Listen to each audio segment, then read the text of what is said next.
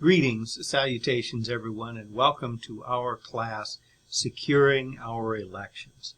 This is just a little welcome video, a short one that I thought I would make because online classes can seem so impersonal sometimes. I don't normally make videos of myself lecturing as part of an online class. However, I think it's fun to do a first day of class welcome video just to say hi, just so you can see that there's a face behind the person that's posting your work and grading your work online, and to just have a chance to discuss verbally some of the highlights of the syllabus. So let's get right into it. The class is Securing Our Elections. It is intended to be timely. I am recording this in the midst of the COVID-19 pandemic, and there is a lot of talk about the November 2020 general election, which includes an election for U.S. President, being disrupted by the pandemic. Many people may not wish to go to the polls because they are afraid of contracting COVID. They may not be able to go to the polls because they have contracted COVID. There's an expansion in some states of mail-in voting, and in other states and the White House, there's a lot of resistance to that.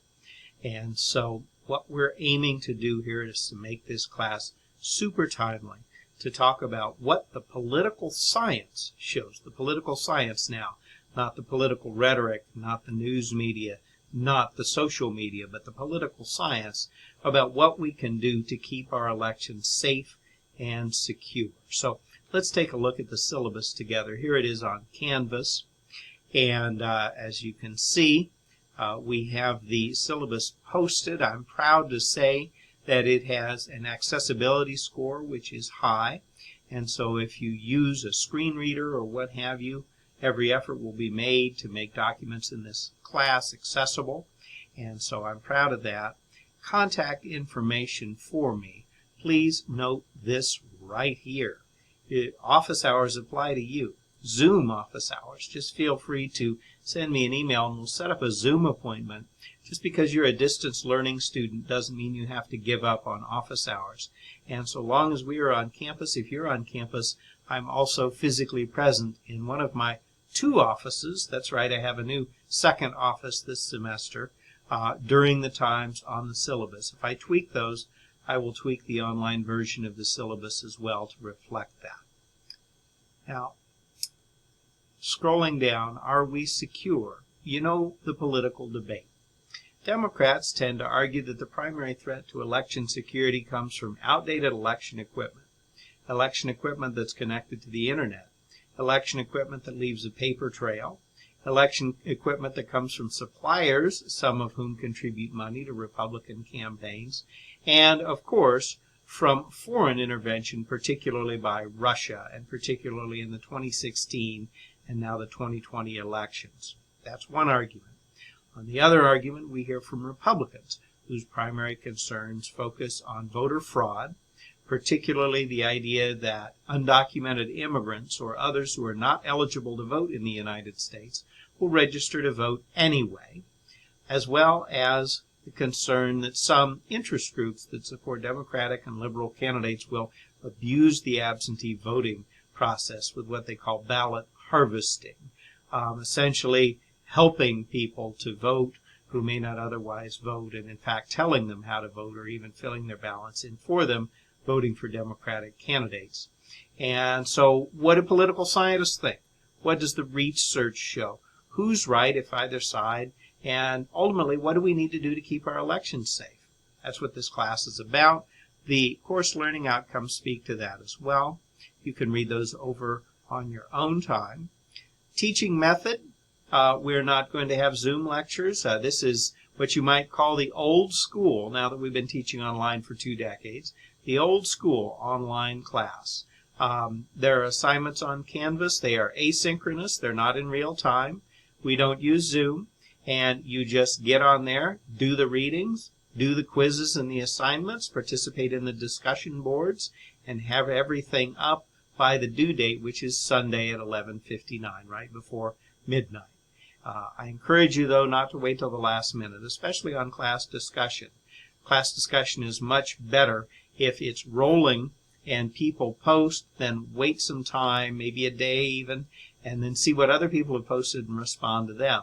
It's actually a class discussion then, not just a series of posts.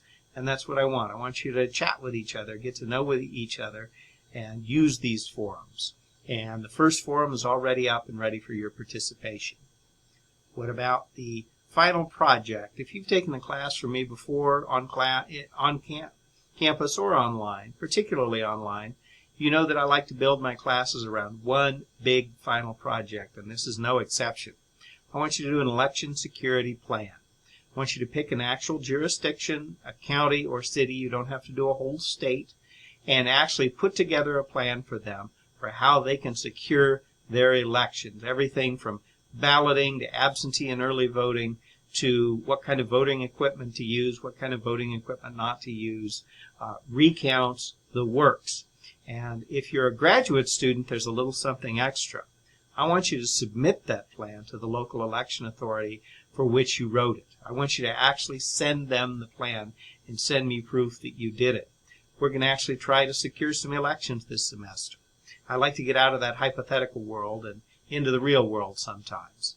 There are more details on that. You can read over it on your own, but you'll start out with a little bit of history of voting and election security in America, and then go into the issues needed to secure elections in your chosen jurisdiction. Here's your grading formula, pretty straightforward. Likewise, syllabus language.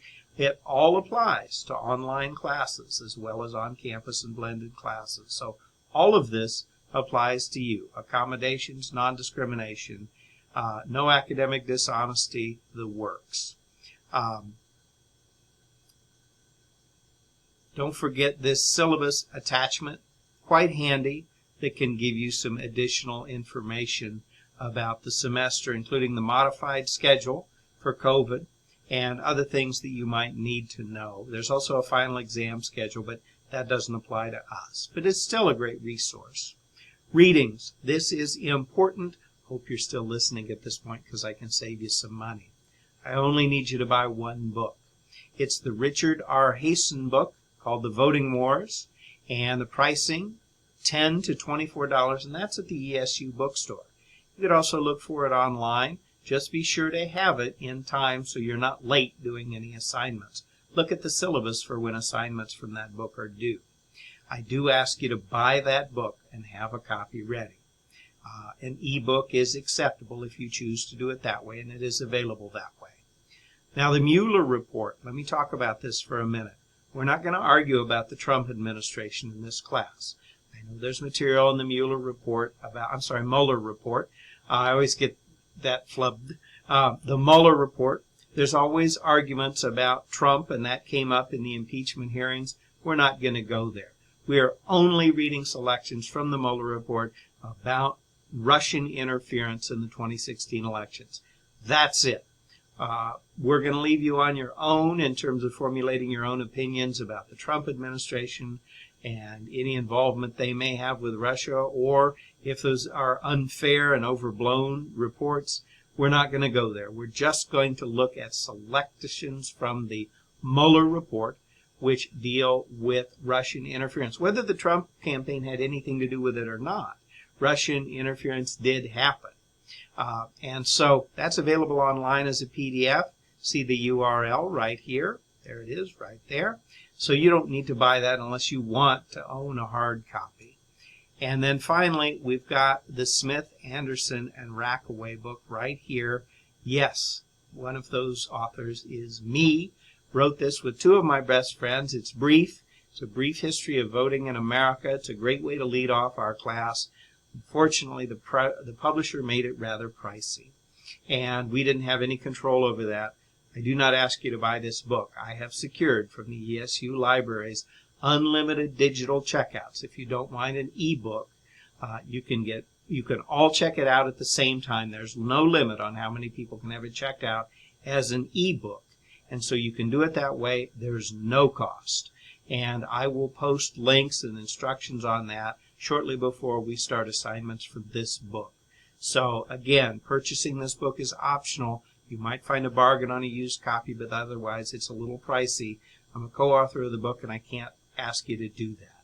So look for instructions for how to check it out as an e-book from ESU libraries. That said, my friends, Dr. Anderson, Dr. Ackway, and I are proud of our book. It's a nifty, brief history of voting laws that'll get us started this semester. And so there's some more information on that syllabus attachment. Again, let's dive into the schedule. And I've already covered the 3 books, and we're actually going to get started with something else. We're going to get started with something that couldn't be more timely. Voting by mail. It's in the news right now. Republicans tend to oppose. Democrats tend to support. We're in the midst of a pandemic here. What is the truth about voting by mail? What does cutting-edge political science research actually show? We're going to read this article right here. Thompson, Yoder, Wu, and Hall. In fact, there is already a quiz on there for you about that. The quiz can only be taken once, but it's there for you. It's unlimited time. Work your way through. Learn what political scientists think about voting by mail. And by the way, that article gets quite technical, as political scientists can sometimes do. Don't worry about that. This is not a methods class. Just look for the bottom line conclusions. And you can take as long as you want on that quiz. You can only take it once, but you can take as long as you want. Some quizzes will have essays on them, but this one doesn't. Then we dive into the book that I co-authored. And then we're going to do we're going to do the Hasten book. So Monday, September 28th, we start that. And so have the book well before that so you don't miss any assignments. And then we're going to do the Mueller report, as I discussed, only sections on Russian interference. And then finally, a little bit more. One of President Trump's favorite pieces of political science is the Richman, Cheva, and Ernest article, hyperlinked for you. Again, no cost to you. It's online. They argue that they have found evidence that non-citizens are voting in U.S. elections, and they're going to explain that and show their methodology and the data set they used in that article. We'll talk about it. But then the authors or the creators of the data collection project used by Richman and co-authors, Ann Solobair, that's a tricky one, but it's pronounced Ann Solobair, Lux and Schaffner, they disagree with how Richman and colleagues are using their data, and so we're going to read their rebuttal. As they say, teach the debate.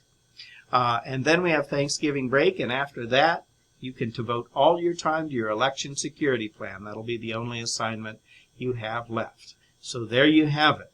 Quizzes and assignments, class discussions online using the discussion board, an asynchronously delivered class, no Zoom, no synchronous real-time appearances, and we're going to go over the very latest political science on how to keep our elections secure. This is the first time I've ever taught the class. I've been studying this for several years. I was an expert witness in the Bednasek v. Kobach case. The side I took happened to be the side that won. And I've also, I co-authored that book that's on the syllabus and have a second edited book on this coming out. So I have some background here, and I can't wait to share it with you. It's a fascinating and very timely topic. Looking forward to a great semester, and I will see you on the discussion boards.